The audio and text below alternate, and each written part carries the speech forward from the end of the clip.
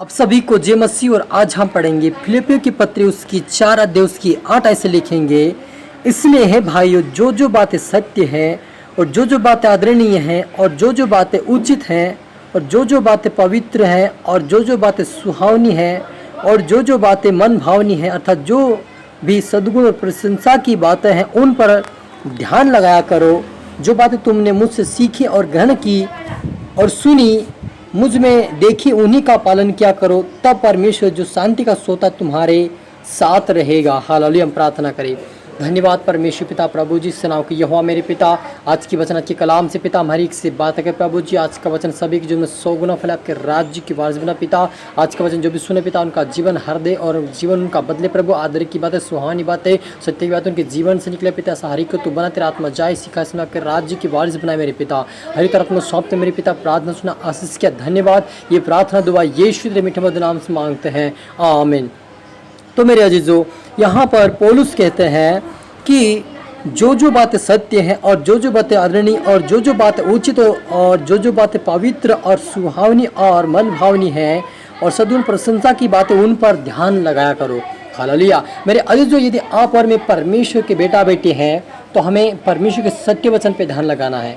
हमें सत्य बोलना है, हमें सुहावनी बातें बोलना है, आदरणीय बातें बोलना है, प्रशंसा की बातें बोलना, जैसे हमारे जीवन के द्वारा महिमा परमेश्वर को मिल सके ऐसी बातें बोलना चाहिए। हमें एक अच्छी बात, एक उचित बात, एक सुहानी बात हमारे मुंह से निकलना चाहिए।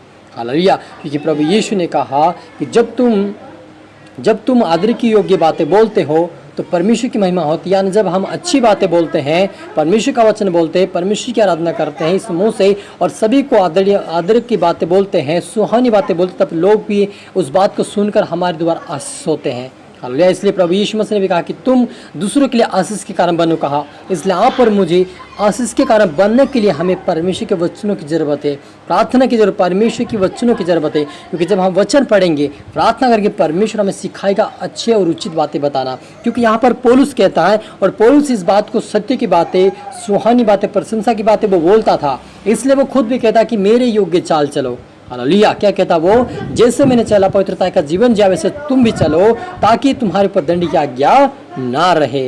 हालेलुया। और लिखा है कि उन्हीं का पालन क्या करो, तब परमेश्वर का जो शांति का स्वरूप तुम्हारे साथ रहेगा। हालेलुया। मेरे अजीजों, यदि हम सत्य बोलेंगे और परमेश्वर की बातों को बोलेंगे, परमेश्वर का वचन बोलेंगे, आदरणीय बातें बोलेंगे, सुहानी बातें बोलेंगे, अच्छी मनभावनी बातें बोलेंगे, तो परमेश्वर भी हमारे साथ रहेगा। जब हम गलत बोलते हैं, जब हम गलत सोचते हैं, हम जब गलत देखते हैं, जब हम गलत बातें बोलते हैं, गलत चाल चलन चलते हैं, तब परमेश्वर हमारे से दूर हो जाता है। जब हम शाऊल के विषय में देखते हैं कि जब शाऊल राजा बना, तब शाऊल ने क्या किया कि परमेश्वर की आज्ञाओं को मान रहा था, समझ रहा था, लेकिन जब उसके अंदर ज्ञान आ गया तो ज्ञान आने के कारण उसके घमंड आ गई, और घमंड आने के कारण उसके अंदर सुनता की घमंड, उस राज्य की घमंड, उससे वहाँ पर सारी चीज़ों की उसके अंदर ऐसी घमंड आ गई कि वो ऐसा समझता कि अपना कोई, अब मेरे जैसा कोई है ही नहीं इस दुनिया में।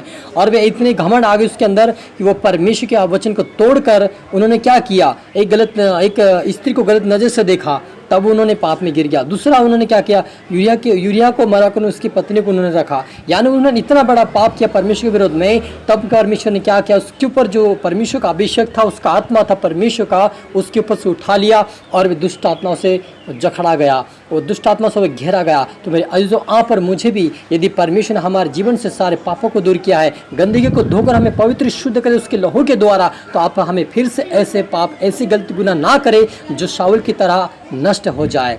हालेलुया। नबूकदनेस्सर राजा भी ऐसे घमंड में जी रहा था और अपनी घमंड के अनुसार काम कर रहा था, और परमेश्वर के विरुद्ध में उन्होंने भी पाप किया और परमेश्वर की आज्ञा को तोड़ दिया। हालेलुया। उन्होंने परमेश्वर के विरोध में पाप किया, इसलिए परमेश्वर भी उससे भी एक जानवर के समान, 7 साल तक उसको जानवर के समान रहा।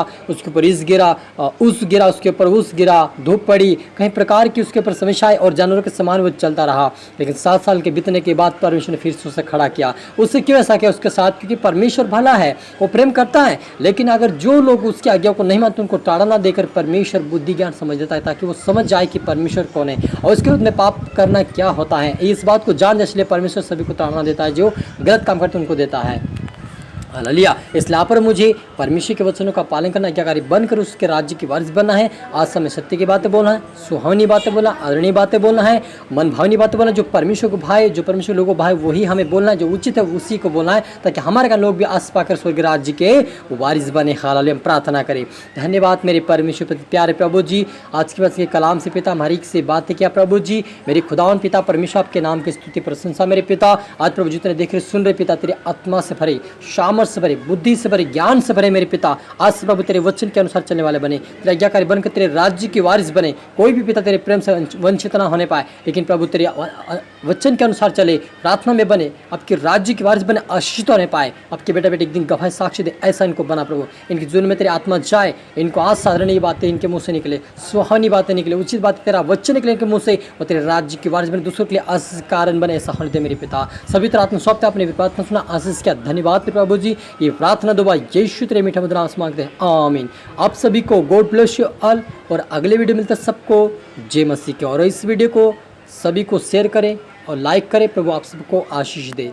धन्यवाद।